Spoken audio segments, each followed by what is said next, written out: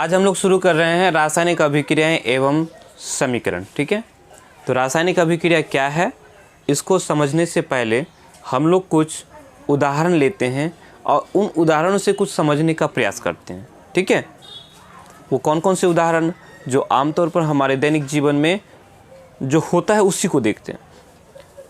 दो चार उदाहरण हम लोगों ने लिया है। पहला उदाहरण लिया है, दूध से दही बन जाता है।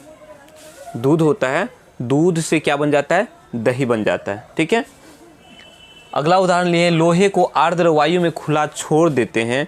छोड़ देने पर क्या हो जाएगा, जंग लग जाता है। लोहा है, उसको हम लोग आर्द्र वायु, आर्द्र शब्द प्रयोग करें। आर्द्र मतलब जिसमें नमी हो, अर्थात जिसमें पानी की मात्रा हो। आर्द्र वायु मतलब जिस हवा में पानी की मात्रा हो। तो जहाँ ये इस वायुमंडल में जो हवा है इसमें पानी की मात्रा होती है, होता है कि नहीं, ये चीज़ क्लास 9th में क्लियर करवाए हैं। तो हवा में पानी की मात्रा है, तो इसको खुले हवा में जब हम लोग छोड़ देते हैं तो कुछ दिन छोड़ने से क्या हो जाएगा, इसमें जंग पकड़ लेता है, पकड़ता है, जंग पकड़ लेता है। फिर कहते हैं हम लोग श्वास लेते हैं। हम लोग श्वास लेते हैं, हम लोग जो श्वास लेते हैं वो ज़्यादा हम लोग क्या लेते हैं, ऑक्सीजन श्वास लेते हैं, ऑक्सीजन। वैसे ऑक्सीजन के साथ साथ कुछ और भी गैसें हम लोग श्वास लेते हैं, लेकिन ऑक्सीजन ज़्यादा मात्रा में। तो जब हम ऑक्सीजन श्वास लेते हैं ऑक्सीजन, और उसके बाद फिर क्या, हवा बाहर भी तो निकालते हैं। हमने हवा अंदर लिया फिर बाहर निकाला, तो लिया क्या और छोड़ा क्या, लिया तो हमने ऑक्सीजन और छोड़ा क्या, छोड़ा कार्बन डाइऑक्साइड। लिया ऑक्सीजन और छोड़ा कार्बन डाइऑक्साइड। ध्यान दोगे, था दूध अब बन गया दही, था लोहा अब बन गया जंग। ठीक, लिया ऑक्सीजन और बना दिया कार्बन डाइऑक्साइड। भोजन पकाते हैं, दिया चावल बन के निकला भात, पका हुआ जो हम लोग खाते हैं। कच्चा चावल खाओगे, नहीं खाओगे। शरीर में हमने भोजन खाया। अब भोजन खाने के बाद क्या वही भोजन निकलता है, नहीं निकलता है। क्या नहीं निकलता है, तो क्या निकलता है, मल बन के निकलता है, तो पच जाता है अंदर में। पचता है कि नहीं, पचता है।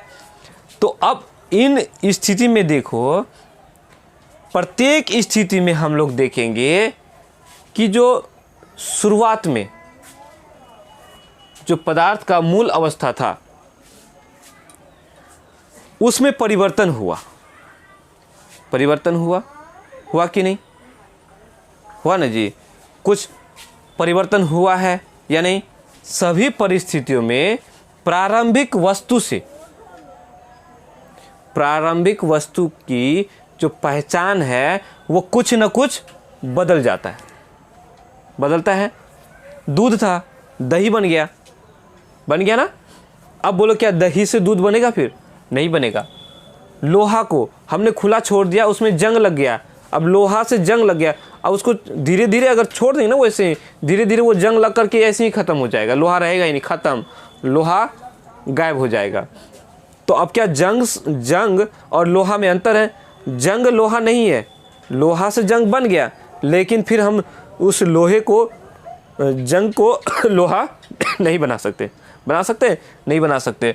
वैसे ही हमने श्वास लिया ऑक्सीजन को, प्रारंभिक वस्तु मेरा ऑक्सीजन है कि नहीं, और बाद में क्या बन गया, क्या बन के निकला, कार्बन डाइऑक्साइड। उसी तरह से भोजन हमने पका लिया, अब उस भोजन को, पके हुए भोजन को हम लोग पुनः उस पहले वाला भोजन में नहीं बना सकते।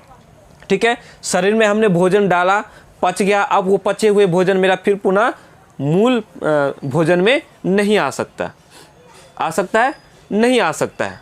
ठीक है, तो देखो इसमें कुछ परिवर्तन हुआ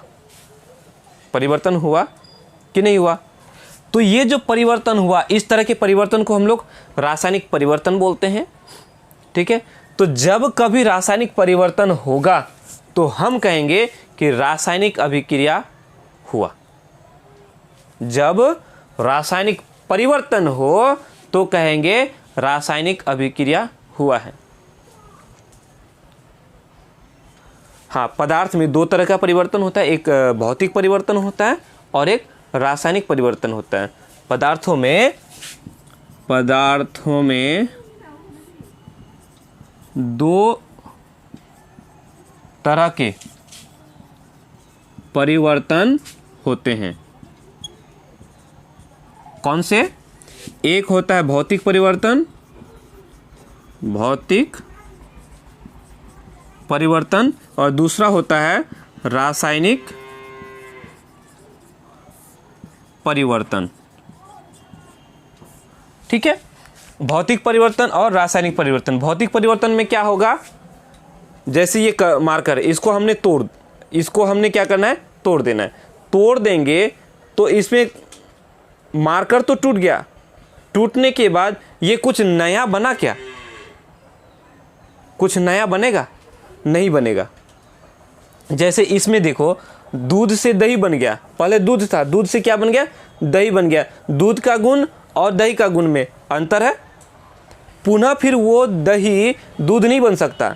तो इस तरह के जो परिवर्तन है इसको हम लोग रासायनिक परिवर्तन बोलेंगे, सीधी भाषा में समझेंगे तो। अब ये किताब है, इस किताब को हम फाड़ देंगे, कागज़ को हम फाड़ देंगे, तो कागज़ के फट जाने से, कागज़ को तो फाड़ दिए, इसका आकार तो बदल गया, लेकिन वो अब ये हिस्सा कर दिए, तो इस कागज़ में और इस कागज़ में ये भी कागज़ ही रहा, ये भी कागज़ ही रहा। ऐसा नहीं कि कुछ नया पदार्थ बना क्या? नहीं बना ना। तो हम इस पर को बोलेंगे भौतिक परिवर्तन। ठीक है, और वहीं जब उस कागज़ को जला देंगे, कागज़ को क्या कर देंगे? जला देंगे, तो कागज़ जलने के बाद क्या बन जाएगा? राख बन जाएगा। अब उस राख से हम पुनः कागज़ बना सकते हैं? नहीं बना सकते। तो कागज़ का फटना, ये हो गया भौतिक परिवर्तन, और जब कागज़ को जला देंगे तो जलाने के बाद तो राख बन गया। अब ये हो गया रासायनिक परिवर्तन। ठीक है, तो ये सारे के सारे मेरा रासायनिक परिवर्तन का उदाहरण है। शरीर में भोजन पच गया, भोजन गया पच गया, अब पचने के बाद अब तो वो नया पदार्थ न बन गया जी, दूसरा बन गया, तो वो हो गया भौतिक परिवर्तन। एक चीज़ ध्यान दो, मोमबत्ती है, तो मोमबत्ती जब जलती है तो एक मोमबत्ती, जो मोम पिघल जाती है, मोम पिघलती है कि नहीं? मोम पिघलने के बाद वो नीचे गिर करके फिर वो जम जाता है, तो मोम का पिघलना हो गया भौतिक परिवर्तन। मोम को हमने जलाया, पिघल गया, पिघल के फिर नीचे आके बैठ गया, तो वो हो गया भौतिक परिवर्तन। और कुछ मोम होता है जो जल जाता है, तो जो मोम जल जाता है वो हो गया रासायनिक परिवर्तन, है कि नहीं? और जो मोम पिघल के फिर बैठ गया वो हो गया भौतिक परिवर्तन। मोमबत्ती में दो तरह के परिवर्तन होते हैं, रासायनिक परिवर्तन भी होता है और भौतिक परिवर्तन भी होता है। ठीक है, तो देखो, जब कभी रासायनिक परिवर्तन होगा तो कहेंगे रासायनिक अभिक्रिया हुआ। ठीक है, समझ में आई बात? कब कहेंगे रासायनिक अभिक्रिया हुआ? जब कभी रासायनिक परिवर्तन हो, रासायनिक परिवर्तन होगा तो रासायनिक अभिक्रिया हुआ, ऐसा समझेंगे। ठीक है, समझ में आई बात? अब थोड़ा आगे समझते हैं, रासायनिक अभिक्रिया होने के क्रम में क्या क्या होता है। ठीक है, प्रैक्टिकल में हम लोग अगर देखें, अपने पास तो वो देखने के कुछ है नहीं, मैग्नीशियम लाओ, कुछ और चीज़ लाओ, ये तो है नहीं हमारे पास अवेलेबल। एक चीज़ देखता होगा, पक्का का घर में जो है दीवार में चुनाई करते वक्त देखा होगा शायद, है ना? पानी में वो चूना पत्थर डालते हैं कि नहीं डालते हैं? तो डालते हैं तो क्या होता है, वो खलबलाता है, देखोगे, उबाल मारता है, खौलता है, ध्यान से देखोगे। ठीक है, क्या होता है? खौलता है, और उसको छू के देखना, गर्म हो जाता है। क्या होता है? गर्म हो जाता है। ठीक है, तो इससे हम लोग को आगे समझते हैं। जब कभी रासायनिक अभिक्रिया होता है तो चार चीज़ें देखने को मिलता है। रासायनिक अभिक्रिया जब होता है ना, तो चार चीज़ें देखने को मिलता है। क्या क्या चीज़ें को देखने को मिलता है? देखो, जब कभी रासायनिक अभिक्रिया होता है तो ये चार चीज़ें देखने को मिलता है। अवस्था में परिवर्तन होता है, उसके साथ साथ रंग में भी परिवर्तन होता है, गैस का भी उत्सर्जन होता है, गैस भी निकलता है, और साथ में तापमान में परिवर्तन होता है। ठीक है, जब भी रासायनिक अभिक्रिया होता है तो उसमें ये चार चीज़ें देखने को मिलता है। ठीक है, याद रहेगा। अवस्था में परिवर्तन हो जाता है, ठीक है। अवस्था बोले तो वो गैस में हो सकता है, ठोस में हो सकता है। अब ठोस है तो वो द्रव हो सकता है, गैस बन सकता है या कुछ और बन सकता है, तो उसकी अवस्था में परिवर्तन आ जाता है। रंग में भी परिवर्तन आ जाता है, जैसे हमने कागज़ को जलाया तो कागज़ से पहले किस रंग का था, कागज़ को जलाया तो क्या बन गया, राख बन गया, काला रंग बन गया, है कि नहीं। अब देखो ये हमने भोजन को शरीर में भोजन को पचाया तो भोजन खाया, अब खाने के बाद उसका रंग चेंज हो गया, हुआ कि नहीं। गैस का उत्सर्जन होता है, रासायनिक अभिक्रिया जब होता है तो गैस भी निकलता है। उसके साथ साथ कहता है कि तापमान में भी परिवर्तन होता है। अभी तो अभिक्रिया होने से क्या क्या होगा, अवस्था में परिवर्तन होगा, रंग में परिवर्तन होगा, गैस का उत्सर्जन होगा, साथ में तापमान में भी परिवर्तन होगा। समझ में आ गया। अब हम लोग इससे आगे समझेंगे। अब समझेंगे कि रासायनिक अभिक्रिया को हम लोग किस तरह से परिभाषित कर सकते हैं, आगे समझ रहे हैं, ठीक है। हम लोगों ने रासायनिक अभिक्रिया को समझा, ठीक है, रासायनिक अभिक्रिया को समझ गया। अब जब हम लोगों को रासायनिक अभिक्रिया की परिभाषा देना हो, जब रासायनिक अभिक्रिया की परिभाषा कर रासायनिक अभिक्रिया को परिभाषित करना पड़े तो हम लोग इस तरह से परिभाषित करेंगे। जब कोई पदार्थ अकेले ही या किसी अन्य पदार्थ के साथ क्रिया करके भिन्न गुण वाले एक या अधिक पदार्थों का निर्माण करता है तो उस प्रक्रिया को हम लोग रासायनिक अभिक्रिया कहेंगे। क्या लिखे हैं, जब कोई पदार्थ अकेले ही या किसी अन्य पदार्थ से क्रिया करके भिन्न गुण वाले एक या अधिक नए पदार्थों का निर्माण करता है तब वह प्रक्रिया रासायनिक अभिक्रिया कहलाती है। क्या कहा, कोई पदार्थ अकेले ही क्रिया करके, कोई पदार्थ अगर अकेले ही क्रिया करके नए पदार्थ का निर्माण करता है, एक या अधिक नए पदार्थों का निर्माण करता है तो हम उसको कहेंगे रासायनिक अभिक्रिया। जैसे कि हम लोगों ने एक यहाँ उदाहरण लिए हैं, कैल्शियम कार्बोनेट CaCO3 ये पदार्थ है, ठीक है। इसको हम लोगों ने जब गर्म करेंगे तो ये CaO और कार्बन CO2 बनेगा। क्या क्या बनेगा, जब CO3 को गर्म करेंगे तो ये CaO और CO2 में टूट जाएगा, ठीक है। ये इसको कहते हैं कैल्शियम कार्बोनेट, ये है कैल्शियम ऑक्साइड और ये है कार्बन डाइऑक्साइड, ठीक है। तो ये जो कैल्शियम कार्बोनेट है ये अकेले, इसको जब हम लोग गर्म किया तो ये टूट करके एक से अधिक दो पदार्थों में टूट गया। कैल्शियम ऑक्साइड बनाया और कार्बन डाइऑक्साइड बनाया। इन दोनों का गुण इस पदार्थ से अलग है। कैल्शियम कार्बोनेट जो चूना पत्थर है, ठीक है, और ये कैल्शियम ऑक्साइड ये कार्बन डाइऑक्साइड, ये दोनों अलग अलग पदार्थ हैं, ठीक है। तो एक पदार्थ के अकेले ही जब ये क्रिया किया, ये अकेले ही इसको जब गर्म किए तो ये एक से अधिक पदार्थों में टूट गया, नया पदार्थ बना, कैल्शियम ऑक्साइड बना और कार्बन डाइऑक्साइड बना, तो नया पदार्थ बना कि नहीं बना। तो इस प्रक्रिया को हम लोग, ये जो कैल्शियम कार्बोनेट को गर्म किए फिर नए पदार्थ बना, तो इसी प्रक्रिया को हम लोग कहेंगे रासायनिक अभिक्रिया।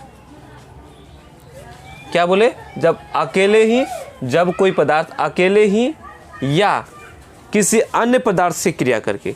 अब देखो यहाँ हाइड्रोजन लिए हैं और क्लोरीन लिए हैं, H2 और Cl2 के अभिक्रिया करने से जब इसको हम लोग धूप में रख देते हैं, धूप में क्या कर देते हैं, रख देते हैं सूर्य प्रकाश में, तो ये दोनों ही क्रिया करके ये HCl बना देता है। क्या बनाता है, HCl, हाइड्रोक्लोरिक अम्ल कहते हैं इसको, हाइड्रोजन क्लोराइड, HCl का निर्माण कर देता है। तो देखो इसमें कैठो पदार्थ, दो पदार्थ क्रिया किया, दो पदार्थ क्रिया करके एक नए पदार्थ का निर्माण किया। एक क्या किया? नए पदार्थ का निर्माण किया। ठीक है, इस पदार्थ का गुण अलग है, इस पदार्थ का गुण अलग है और इन दोनों पदार्थों का गुण अलग है। ये हाइड्रोजन है और ये क्लोरीन है, इन दोनों का गुण अलग है और इसका गुण अलग है। तो इन दोनों के अभिक्रिया करके नए गुण वाले पदार्थ का निर्माण हुआ। ठीक है, तो इस प्रक्रिया को हम लोग रासायनिक अभिक्रिया कहेंगे। समझ में आ गया? इसको याद रखना है, जब कोई पदार्थ अकेले ही या किसी अन्य पदार्थ के साथ क्रिया करके भिन्न गुण वाले, अलग गुण वाला, कैसा गुण वाला? अलग गुण वाला एक या फिर अधिक, एक या अधिक नए पदार्थों का निर्माण करता है, तो उस प्रक्रिया को हम लोग रासायनिक अभिक्रिया कहेंगे। समझ में आ गई बात? अब है कि रासायनिक अभिक्रिया में भाग लेने वाले पदार्थ को अभिकारक कहेंगे और अभिक्रिया के फलस्वरूप जो पदार्थ बनता है उसको हम लोग उत्पाद कहेंगे या फिर प्रतिफल कहेंगे। प्रतिफल या उत्पाद कहेंगे। याद रहेगा, रासायनिक अभिक्रिया में जो जो भाग लेता है, ये दोनों इस अभिक्रिया में भाग लिया, हाइड्रोजन और क्लोरीन, तो इसको हम लोग अभिकारक बोलेंगे। इन दोनों के अभिक्रिया करने के बाद जो नया पदार्थ बना, इस अभिक्रिया के बाद बना, इसको हम लोग बोलेंगे प्रतिफल या उत्पाद। क्या कहेंगे? प्रतिफल या उत्पाद। ये मेरा अभिकारक है और इधर वाला उत्पाद है। ठीक है, अभिकारक को हम लोग किधर लिखते हैं? इधर, इसको बोलते हैं LHS और इधर RHS। LHS की ओर लिखते हैं हम लोग, LHS की ओर लिखते हैं हम लोग क्या? अभिकारकों को, और RHS की ओर लिखते हैं उत्पाद को। ठीक है, जब दो या उससे अधिक अभिकारक होता है तो उन अभिकारकों के बीच में हम लोग प्लस का चिन्ह लगाते हैं। जैसे हाइड्रोजन और क्लोरीन दो अभिकारक हैं, इन दोनों के बीच में हम क्या करेंगे? प्लस का चिन्ह लगाएंगे। ठीक है, ठीक उसी तरह से यदि उत्पाद मेरा दो या उससे अधिक उत्पाद बनता है तो हम उत्पादों के बीच में भी प्लस का चिन्ह लगाएंगे। ठीक है, कैल्शियम कार्बोनेट के अभिक्रिया करने से, कैल्शियम कार्बोनेट को गर्म करने से कैल्शियम ऑक्साइड और कार्बन डाइऑक्साइड बनता है, तो कैल्शियम ऑक्साइड और कार्बन डाइऑक्साइड को हम लोग जोड़ के चिन्ह से लिखेंगे। ठीक है, इधर वाला उत्पाद और इधर वाला अभिकारक है। ठीक है, समझ में आ गया? अब आगे चलते हैं। रासायनिक समीकरण। रासायनिक समीकरण क्या है, इसको भी समझ लेना है। चलो, अब ये तो हो गया हम लोग का रासायनिक अभिक्रिया के बारे में। रासायनिक अभिक्रिया समझ में आ गई। ठीक है, अब आगे हम लोग रासायनिक समीकरण के बारे में बढ़ेंगे। देखो, ये हम लोगों ने लिखा हाइड्रोजन और क्लोरीन। हम लोग इसको मुंह से भी बोल सकते थे, इसको हम लोग मुंह से बोल सकते थे कि हाइड्रोजन और क्लोरीन को हम लोग एक साथ, हाइड्रोजन और क्लोरीन को एक साथ जब सूर्य धूप में रखते हैं तो ये अभिक्रिया करके हाइड्रोजन क्लोराइड का निर्माण करता है। ये चीज़ हम लोग बोल सकते थे। अब इस चीज़ को बोलेंगे तो कितना लंबा होगा, बहुत सारा चीज़ हो जाएगा, बहुत सारा होगा कि नहीं? तो हम क्या करेंगे, इसको इतना लिखना ना पड़े। अब अगर लिखेंगे तो हाइड्रोजन और क्लोरीन को एक साथ धूप में रखने पर हाइड्रोजन क्लोराइड का निर्माण होता है। कितना बड़ा लिखना पड़ेगा ना, बहुत बड़ा लिखना पड़ेगा। तो इसको संक्षिप्त रूप में अगर हम लिख लें, किसके रूप में लिख लें? संक्षिप्त रूप में, तो कितना आसान होगा इसी को लिखने के लिए। हम क्या करते हैं, हाँ, इसी को हम क्या करते हैं, लिखेंगे हाइड्रोजन, हाइड्रोजन, हाइड्रोजन और क्लोरीन, क्लोरीन के मिलने से, हाइड्रोजन और क्लोरीन को जब हम लोग धूप में रखेंगे, सूर्य प्रकाश में रखेंगे, तो ये बनेगा हाइड्रोजन, हाइड्रोजन क्लोराइड, क्लोराइड। ठीक है, तो कितना, इसको हम लोग शब्दों में लिख सकते हैं। ठीक है, इसको हमने क्या किया, शब्द में लिख लिया। अब इसको शब्द में भी न लिख करके इसको संकेतों और सूत्रों की मदद से अगर लिख लें तो और आसान हो जाएगा। इसी अभिक्रिया को हम लोग क्या करेंगे, इसी अभिक्रिया को, ये हुआ मेरा शब्द में, एक हुआ वाक्य में। अभिक्रिया को बताना, वाक्य में बताना। इस अभिक्रिया को वाक्य में बताने के लिए हम लोगों ने क्या कहा कि हाइड्रोजन और क्लोरीन को सूर्य प्रकाश में रखने पर यह हाइड्रोक्लोरिक अम्ल बनता है। क्या बनता है, हाइड्रोक्लोरिक अम्ल बनता है। इसको हमने वाक्य में बोला। अब इसी को हमने क्या किया, शब्द में बोला, समीकरण बना लिया। सब इसी को समीकरण बोलते हैं।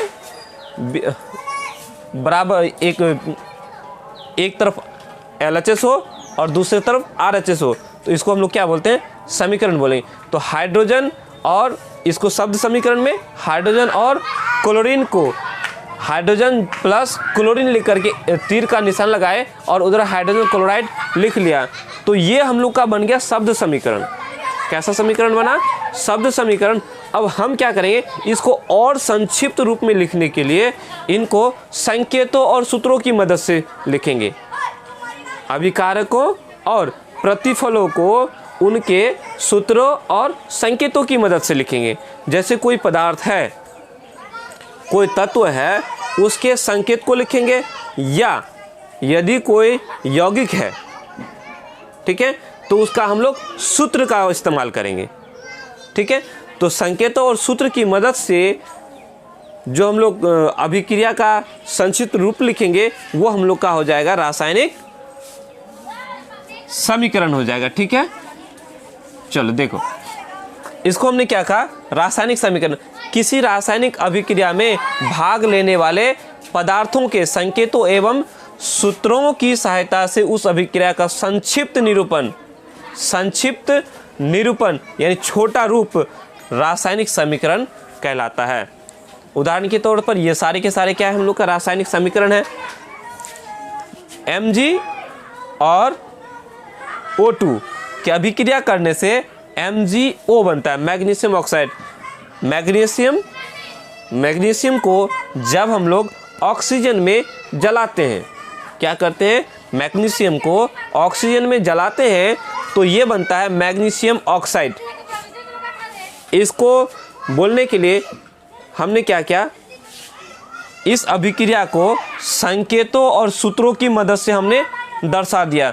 ये Mg लिखा, ये मैग्नीशियम का संकेत है। ये O2 लिखा, ये ऑक्सीजन का सूत्र है ना। ऑक्सीजन को ऑक्सीजन O से ऑक्सीजन लिखते हैं। उसके बाद ये MgO है, ये मैग्नीशियम ऑक्साइड का सूत्र है। ठीक है, मैग्नीशियम ऑक्साइड ना लिख करके हम उनका सूत्र लिख लिए, उसका क्या लिखे, सूत्र लिखे, तो इसको हम लोग क्या बोलेंगे, रासायनिक समीकरण बोलेंगे। ठीक है, याद रहेगा। रासायनिक समीकरण किसको कहेंगे, तो किसी भी रासायनिक अभिक्रिया में भाग लेने वाले पदार्थों के, जो भी भाग लेता है इसमें, उसके पदार्थों के संकेतों और सूत्रों की सहायता से उस अभिक्रिया का संक्षिप्त निरूपण ही रासायनिक समीकरण कहलाता है। ठीक है, इतना याद रहेगा। चलो, उसके बाद है कुछ रासायनिक समीकरण संतुलित होते हैं, कुछ रासायनिक समीकरण असंतुलित होते हैं। इसको भी समझ लो। जिस रासायनिक समीकरण के दोनों ओर प्रत्येक तत्व के परमाणु की संख्या समान हो, संतुलित रासायनिक समीकरण कहलाता है। अब यहाँ देखो, ध्यान में रखना, ये है ना, ये सारे को देखोगे तो ये नीचे वाला देख रहे हो ना, ये O है, O के नीचे लिखा हुआ है ना, ये दो, तो हम बोलेंगे यहाँ दो ठो, इसको परमाणु पढ़ना। क्या पढ़ना है, परमाणु पढ़ना है। ऑक्सीजन का दो ठो परमाणु, ऑक्सीजन का कै ठो परमाणु, दो ठो परमाणु। बेसिक चीज़ें याद अगर नहीं है, नहीं पता, तो फिलहाल जैसे बता रहा हूँ वैसे समझो। ठीक है, वैसे समझो, नहीं तो फिर बीच में गोलमोला जाओगे। यहाँ जब रहे तो इसको क्या बोलेंगे, परमाणु। और जब इधर यहाँ कुछ लिखा हुआ है, नहीं लिखा हुआ है ना, यहाँ कुछ नहीं लिखा हुआ है, मतलब एक है।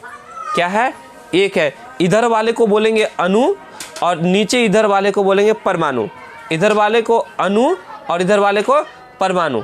समझ में आ रही बात। जैसे यहाँ देखो, यहाँ H है, H को हाइड्रोजन बोलते हैं, यहाँ क्या है 2 है, तो बोलेंगे हाइड्रोजन का 2 ठो परमाणु, कै ठो परमाणु, 2 ठो परमाणु। और कै ठो अणु है यहाँ कुछ लिखा हुआ है, कुछ नहीं मतलब एक अणु, एक कुछ नहीं मतलब एक, तो यहाँ हम लोग अणु बोलेंगे, यहाँ परमाणु बोलेंगे, यहाँ अणु और यहाँ परमाणु, ठीक है।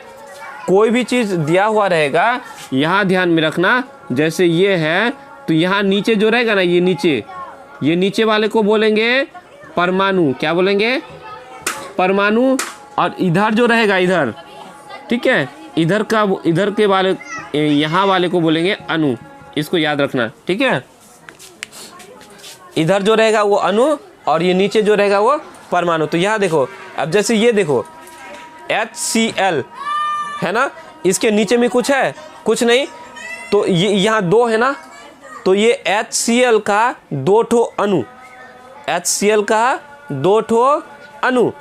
हाइड्रोजन कितना है, 1 ठो है ना, तो हाइड्रोजन का 1 परमाणु, क्लोरीन का 1 ठो परमाणु, हाइड्रोजन का 1 ठो परमाणु और क्लोरीन का 1 ठो परमाणु ये इसमें है। और HCl का कितना अणु है, 2 ठो अणु है। यहाँ देखो क्लोरीन का कै ठो परमाणु है, 2 ठो, और क्लोरीन का कै ठो अणु है, यहाँ 1 ठो अणु है। हाइड्रोजन का कै ठो परमाणु है, 2 ठो परमाणु, अणु कै ठो है, 1 ठो। यहाँ देखो CaCO3 का कै ठो अणु है, CaCO3 का कै ठो अणु है, इस पूरे का कै ठो अणु है, 1 ठो अणु। कैल्शियम का कै ठो परमाणु है, यहाँ 1 ठो। कार्बन का कै ठो परमाणु है, 1 ठो। ऑक्सीजन का कै ठो परमाणु है, 3 ठो। समझ में आ रही बात। ठीक उसी तरह से यहाँ देखो कैल्शियम का कै ठो परमाणु, 1 ठो। ऑक्सीजन का कै ठो परमाणु, 1 ठो। और CaO इस पूरे का, ये पूरा कै ठो है, कै ठो अणु है इसका, 1 ठो। कार्बन कै ठो है, 1 ठो। ऑक्सीजन कै ठो है, ऑक्सीजन का कै ठो परमाणु, 2 ठो। अब CO2 इस पूरे, ये पूरा कै ठो अणु है, 1 ठो अणु है। अणु और परमाणु समझ में आ गया यहाँ, या इतना समझना। हाँ, तो क्या बोल रहे थे कि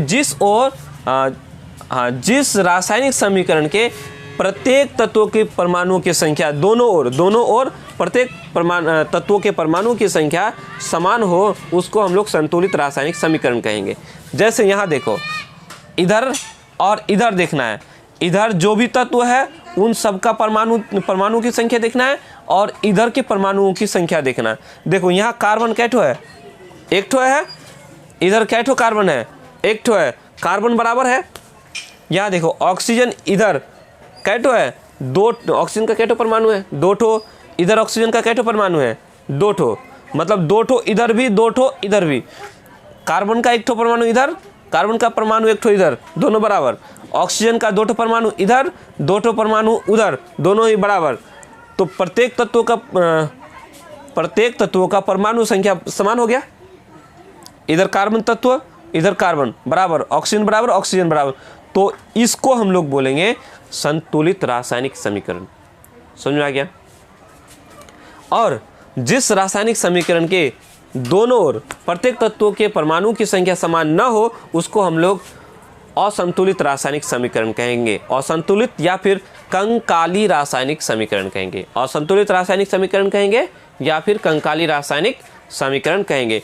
यहाँ देखते हैं, हाइड्रोजन का कै ठो परमाणु है, 2 ठो परमाणु है। हाइड्रोजन का कै ठो परमाणु है, 2 ठो परमाणु है। और इधर देखो, अब उधर, तो इधर देखेंगे तो हम यहाँ कै ठो परमाणु है हाइड्रोजन का, 2 ठो बराबर है। इधर भी 2 ठो परमाणु है, इधर भी 2 ठो परमाणु है हाइड्रोजन का, दोनों बराबर है। ऑक्सीजन की बात करते हैं, ऑक्सीजन का कै ठो परमाणु है, 2 ठो। और इधर कै ठो परमाणु है, 1 ही परमाणु। तो देखो क्या इधर और उधर प्रत्येक तत्व के परमाणुओं की संख्या समान हो गया? नहीं हुआ। हाइड्रोजन तत्व के परमाणु की संख्या तो समान है, इधर भी 2 ठो, इधर भी 2 ठो। लेकिन ऑक्सीजन तत्व का जो परमाणु संख्या है वो समान नहीं है क्या? नहीं है। ऑक्सीजन का परमाणु संख्या 2 है इधर, और इधर 1 ठो, मतलब ये बराबर नहीं है। जब ये बराबर नहीं है तो हम इसको बोलेंगे, क्या बोलेंगे? असंतुलित रासायनिक समीकरण बोलेंगे, ठीक है, या फिर कंकाली रासायनिक समीकरण कहेंगे, ठीक है। और ऊपर में उदाहरण देख लो, जैसे ये पहला वाला उदाहरण, हाइड्रोजन का 2 परमाणु, यहाँ देखो, यहाँ ध्यान दो, HCl हाइड्रोक्लोरिक अम्ल जो है, हाइड्रोजन क्लोराइड जो है, इसका कै ठो अणु है? 2 ठो अणु। कै ठो अणु? 2 ठो अणु। ठीक है, तो यहाँ हाइड्रोजन कै ठो है? 2 ठो। 2 ठो अणु है, तो 2 अणु, चलो यहाँ थोड़ा समझ लेते हैं, अणु और परमाणु थोड़ा समझ लेते हैं, यहाँ कंफ्यूज हो जाओगे। किसी भी पदार्थ का जो सबसे छोटा कण होता है वो क्या होता है? परमाणु होता है। नहीं, परमाणुओं से मिलकर अणु का निर्माण होता है, परमाणुओं के मिलने से अणु का निर्माण होता है, और बहुत से अणु मिलकर के पदार्थ के कण का निर्माण होता है। ठीक है, यहां समझो,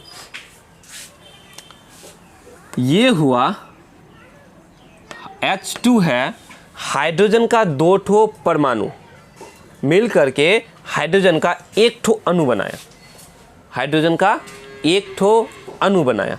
ठीक है, हाइड्रोजन का 2 ठो परमाणु मिल करके 1 ठो अणु बना। कै ठो बना? 1 ठो अणु। अब अगर और 1 ठो हाइड्रोजन का और 1 ठो अगर अणु हो, और 1 ठो अणु हो, इसका मतलब हुआ अगर हम लोग 2H2 लिखेंगे, यहाँ हाइड्रोजन का कै ठो अणु है? 1 ठो। यहाँ हाइड्रोजन का कै ठो अणु है? 2 ठो। 2 ठो अणु है, अणु मतलब कण समझ लो। ठीक है, तो यहाँ हाइड्रोजन का 1 ठो कण, 1 ठो कण में 2 ठो परमाणु होता है, तो 2 ठो अणु में कै ठो परमाणु होगा? 1 ठो अणु में 2 ठो परमाणु होता है, 1 अणु में 2 परमाणु होता है, तो 2 अणु में कै ठो परमाणु होगा? 4 ठो होगा कि नहीं होगा? तो अब ठीक उसी तरह से यहाँ देखो, हाइड्रोजन का 2 ठो परमाणु इधर है। अब यहाँ देखेंगे, अगर हम 1 ठो परमाणु की, 1 ठो अणु की बात करें, तो 1 ठो अणु में हाइड्रोक्लोरिक अम्ल का 1 ठो अणु में 1 ठो हाइड्रोजन होता है और 1 ठो क्लोरीन होता है। 1 ठो हाइड्रोजन होता है और 1 ठो क्लोरीन होता है। अब जब 2 ठो अणु है, अब जब 2 ठो अणु है, तो 2 ठो हाइड्रोजन का परमाणु है, 2 ठो क्लोरीन का परमाणु है। समझ में आया? आ गया? 1 ठो अणु में HCl का 1 ठो अणु में 1 हाइड्रोजन होता है और 1 ठो क्लोरीन होता है। ठीक है, तो 2 ठो हाइड्रोक्लोरिक, 2 ठो HCl का अणु है, तो कै ठो हाइड्रोजन होगा? 2 ठो। कै ठो क्लोरीन होगा? 2 ठो। तो इसी को समझो, यहाँ हाइड्रोजन का कै ठो परमाणु है? 2 ठो। हाइड्रोजन का परमाणु इसमें कितना ठो है? 2 ठो। ठीक उसी तरह से यहाँ देखो, क्लोरीन का कै ठो परमाणु है? 2 ठो। यहाँ क्लोरीन का कै ठो परमाणु है? 2 ठो। तो यहाँ हो गया हम लोग का बराबर। अब इस समीकरण की बात करें तो यहाँ देखो, कैल्शियम Ca कै ठो है? 1 ठो है। इधर देखो, Ca कै ठो है? 1 ठो है, बराबर हो गया। कार्बन कै ठो है? 1 ठो। देखो यहाँ कार्बन का है, यहाँ है 1 ठो, बराबर है। ऑक्सीजन देखो, ऑक्सीजन का परमाणु कै ठो है? 3 ठो। और यहाँ देखो कै ठो है? 1 ठो यहाँ और 2 ठो यहाँ, तो 2 ठो यहाँ, 1 ठो यहाँ, कै ठो हुआ? 3 ठो हुआ, मतलब बराबर की इस समीकरण का है, इस पार भी RHS में 3 ठो ऑक्सीजन, इधर भी 3 ठो ऑक्सीजन, इधर 1 ठो कार्बन, इधर 1 ठो कार्बन, इधर 1 ठो कैल्शियम, इधर 1 ठो कैल्शियम, बराबर हो गया। तो हम इसको बोलेंगे संतुलित रासायनिक समीकरण। क्या बोलेंगे? संतुलित रासायनिक समीकरण। अब इसकी बात करें तो यहाँ Mg 1 ठो, Mg 1 ठो, ऑक्सीजन 2 ठो, ऑक्सीजन यहाँ 1 ठो, तो क्या ये समीकरण संतुलित है?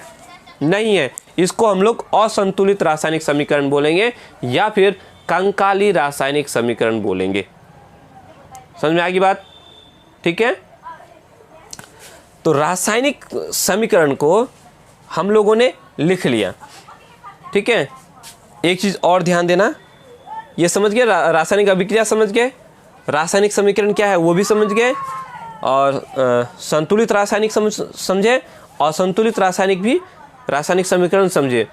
एक चीज़ इसको याद रखना है कि रासायनिक समीकरण को अधिक सूचना पूर्व सूचनापूर्ण बनाने के लिए अभिकारकों और उत्पादों के रासायनिक सूत्र के साथ हम लोग क्या करते हैं, उनकी भौतिक अवस्था को भी दर्शाया जाता है। भौतिक अवस्था को भी दर्शाया जाता है और अधिक सूचनापूर्ण बनाने के लिए, मतलब स्पष्ट रूप से उस चीज को समझने के लिए, रासायनिक अभिक्रिया को देख करके समझने के लिए अब ये दिया हुआ है, ये समीकरण हम लोग का दिया हुआ है। ठीक है, ये हम लोग का रासायनिक अभिक्रिया हो रहा है। ठीक है, इसमें हम लोगों ने समझा कि कैल्शियम कार्बोनेट, कैल्शियम ऑक्साइड और कार्बन डाइऑक्साइड बनता है कि नहीं। इसको देख करके हम लोग भौतिक अवस्था को नहीं बता सकते, ये कैल्शियम कार्बोनेट किस तरह से है, कैल्शियम ऑक्साइड किस तरह, इसका भौतिक अवस्था क्या है, कार्बन डाइऑक्साइड का भौतिक अवस्था क्या है। ठीक है, तो उनके भौतिक अवस्थाओं को दर्शाने के लिए हम लोग क्या करते हैं, ठोस के लिए S का इस्तेमाल करते हैं, द्रव के लिए L का यूज़ करते हैं, गैस के लिए G, और जब वो घोल हो, जलीय अवस्था के लिए हम लोग AQ का इस्तेमाल करते हैं। इसके बारे में और अधिक जानकारी करेंगे आगे। ठीक है, या यहाँ भी समझ सकते हैं, कैल्शियम कार्बोनेट है। अब हम यहाँ अगर क्या करेंगे, यहाँ ऐसे ब्रैकेट में S लिख देंगे, तो इस S लिख देने से हमको समझ में आएगा कि ये जो कैल्शियम कार्बोनेट है ये ठोस है। क्या है? ठोस है। ठीक है, उसके बाद ये हम लोग का कैल्शियम ऑक्साइड बना, इसको भी हम लोग अगर यहाँ S लिखते हैं तो हम समझेंगे कि ये जो है कैल्शियम ऑक्साइड ये भी ठोस है। उसके बाद जैसे हम यहाँ G लिखेंगे, इस तरह से अगर लिखेंगे तो ये है CO2। अब ये कार्बन डाइऑक्साइड, ये हम लोग का इस यहाँ G लिखने का मतलब हुआ ये गैस है। तो इस तरह से हम लोग जब रासायनिक सूत्र के साथ हम क्या करते हैं, अभिकारकों और उत्पादों के भौतिक अवस्था को भी दर्शा देते हैं, तो ये और अधिक सूचनापूर्ण हो जाता है और अधिक हम लोगों को जानकारी प्राप्त करता है। ठीक है, इसलिए हम लोग और अधिक सूचनापूर्ण बनाने के लिए रासायनिक समीकरण को उत्पादों और अभिकारकों और उत्पादों के रासायनिक सूत्रों के साथ हम लोग उसको भौतिक अवस्था को भी दर्शा देते हैं। ठीक है, भौतिक अवस्थाएं क्या है, ठोस होगा, द्रव होगा, गैस होगा, या फिर वो जलीय विलयन होगा, घोल होगा। ठीक है, समझ में आ गई बात? चलो इसको आप लोग उतार लो अच्छी तरह से।